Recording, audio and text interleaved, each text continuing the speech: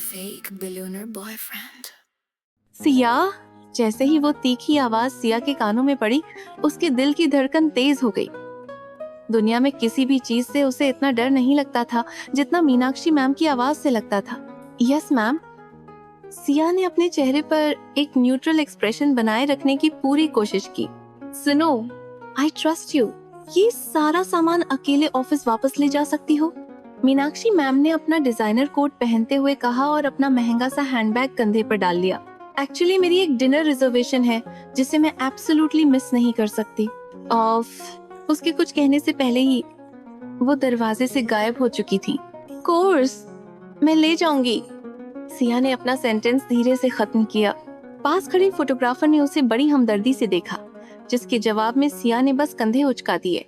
वो कोई पहली असिस्टेंट नहीं थी जो एक खतरनाक बॉस के अंडर काम कर रही थी, और ना ही वो आखिरी होने वाली थी।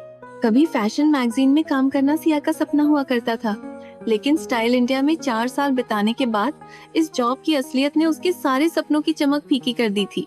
जब तक सिया ने फोटोशूट का सारा सामान पैक किया, उसे ऑफिस छोड़ा और अपने घर की तरफ चलना शुरू किया, तब तक उसके माथे पर पसीना आ चुका था और उसके पैर झीली की तरह कांप रहे थे। सूरज आधे घंटे पहले ही ढल चुका था और दिल्ली की सड़कों पर स्ट्रीट लाइट्स की धुंधली नारंगी रोशनी कोहरे से ढकी फुटपाथ पर पड़ रही थी। दिसंबर की आखिरी शाम थी। मौसम विभाग ने ठंड और कोहरे की चेतावनी दी थी, जो देर रात तक और भी घना होने वाला था। सिया के लिए पैदल घर जाना मेट्रो लेने से ज्यादा तेज था, क्योंकि इस मौसम में मेट्रो में इतनी भीड़ होती थी कि सांस लेना भी मुश्किल हो जाता था।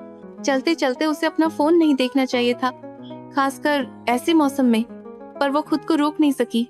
सिया ने दोपहर में आया हुआ वो ईमेल फिर से खोला और उसे घूरने लगी, जैसे उसके देखने से उसके शब्द बदल जाएंगे, पर ऐसा कुछ नहीं हुआ। शांति निकेतन सीनियर केयर की तरफ से जरूरी सूचना, अगले महीने से प्राइवेट रूम का चार्ज बढ़कर 35 शून्य प्रति माह हो जाएगा। इससे होने वाली किसी भी असुविधा के लिए हमें खेद है, लेकिन हमें विश्वास है कि इन बदलावों से हम अपने निवासियों की और भी बेहतर देखभाल कर पाएंगे। ये पढ़ते ही सिया के पेट में अजीब सी बेचैनी होने लगी। असुविधा? ये लोग इसे असुविधा कहते हैं? सिया ने मन में सोचा, जैसे वो किसी ओल्ड एज होम की फीस 20% से ज्यादा नहीं बढ़ा रहे थे। जैसे इस फैसले से जीते जागते कमजोर इंसानों को कोई तकलीफ ही नहीं होगी। अंदर, सिया ने मन में दोहराया, 1 2 3, बाहर 1 2 3। उसने गहरी सांस लेकर अपनी बढ़ती चिंता को कम करने की कोशिश की। मौसी ने उसे पाला था। वो अकेली थी जो हमेशा उसके साथ खड़ी रही, भले ही अब उन्हें याद भी नहीं कि सिया कौन है। सिया उन्हें किसी और जगह नहीं भेज सकती थी। शांति निकेतन उस एरिया का सबसे अच्छा केयर होम था और अब वो उनका घर बन चुका था। उसके किसी दोस्त या रिश्तेदार को नहीं पता था कि वो उनकी देखभाल का खर्चा उठा रही है। वो नहीं चाहती थी कि कोई उससे इस बारे में सवाल जवाब करे। उसे बस ज्यादा पैसे कमाने का कोई तरीका ढूंढना था। शायद वो अपने ब्लॉग और इंस्टाग्राम के लिए और पार्टनरशिप कर सकती थी। जल्द ही न्यूयॉर्क में डेलामोंटे के साथ उसका एक डिनर था। उसके मैनेजर का कहना था कि वो शायद उसे अपना ब्रांड एम्बेसडर बनाने के लिए बुला रहे हैं। अगर उसे वो डील मिल गई तो मिस शर्मा, एक गहरी दमदार आवाज उसके कानों से टकराई और उसके कदम वहीं रुक गए। उस आवाज में एक अजीब सी कशिश और खतरे की आहट थी। सिया उस आवाज को पहचानती थी। उसने अपनी जिंदगी में ये आवाज सिर्फ 3 बार सुनी थी, लेकिन ये काफी थी। उस आवाज के मालिक की तरह ये भी भुलाई नहीं जा सकती थी। सिया ने धीरे से अपना सिर घुमाया। उसकी नजरें पावरफुल विंटर टायरों और एक शानदार काली मेबैक की बॉडी पर फिसली और फिर गाड़ी के नीचे उतरी पैसेंजर विंडो पर पहुंची, जहां वो शख्स बैठा था। सिया का दिल एक पल के लिए जैसे थम सा गया। काले बाल, विस्की जैसी गहरी आंखें और एक ऐसा चेहरा जो इतना परफेक्ट था जैसे किसी कलाकार ने बड़े इत्मीनान से तराशा हो।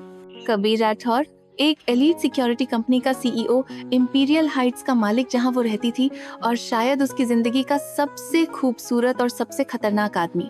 खतरनाक वाली बात के लिए उसके पास गट फीलिंग के अलावा कोई सबूत नहीं था, पर उसकी गट फीलिंग कभी गलत नहीं होती थी। सिया ने एक छोटी सांस ली, छोड़ी और मुस्कुराई।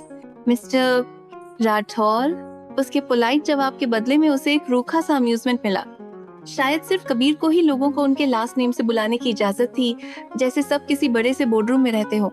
कबीर की नजरें सिया के कंधे पर गिर रही कोहरे की हल्की फुहारों पर टिकी और फिर वापस उसकी आंखों से मिली। सिया का दिल एक और बीट छोड़ गया। इस मौसम में वॉक करना काफी दिलचस्प है। उसका ऑब्जर्वेशन उसकी नजरों से भी ज्यादा रूखा था। सिया के गाल गर्म हो गए। It's not that bad. तभी उसने ध्यान दिया कि कोहरा कितनी तेजी से बढ़ रहा था। शायद मौसम विभाग का अनुमान थोड़ा गलत था। मेरा अपार्टमेंट यहाँ से बस 20 मिनट दूर है, उसने कहा, शायद ये साबित करने के लिए कि वो इतनी ठंड में बाहर घूमकर कोई बेवकूफी नहीं कर रही थी। कोहरा बढ़ता जा रहा है और फुटपाथ पर ओस की वजह से फिसलन हो रही है। कबीर ने अपना हाथ स्टीयरिंग व्हील पर रखा। एक ऐसा एक्शन जो इतना अट्रैक्टिव नहीं लगना चाहिए था, पर लग रहा था। मैं आपको राइड दे देता हूँ। वो भी इंपीरियल हाइट्स में रहता था तो ये नॉर्मल ही था। असल में उसका अपार्टमेंट सिया के फ्लोर से बस एक फ्लोर ऊपर था। फिर भी सिया ने अपना सिर हिला दिया। नहीं। इस कहानी के आगे के चैप्टर्स और एपिसोड्स अवेलेबल है सिर्फ CRS टेल्स क्रिएशंस ऐप पर। इस स्टोरी को आप नॉवेल में रीड कर सकते हैं, ऑडियो में सुन सकते हैं और वीडियो में देख सकते हैं।